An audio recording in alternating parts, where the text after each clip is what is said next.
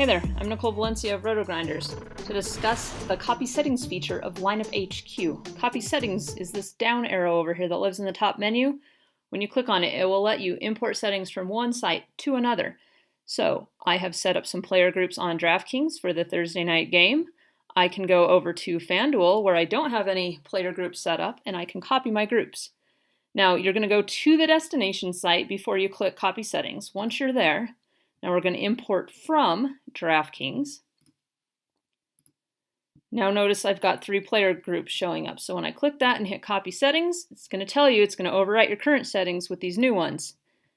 Now I'm just touching the player groups here, so this would not mess up different exposures or locked settings I had for other players in this case, because that's the only thing I copied was groups. So here are my groups now on FanDuel. Similarly, if I go to the main slate on FanDuel, I've got my player pool with 305 players in it.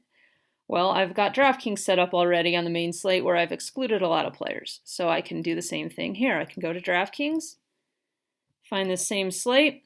Now, you don't have to copy from like the same slate, the same number of games, but you're going to have more player similarities if you do something like that.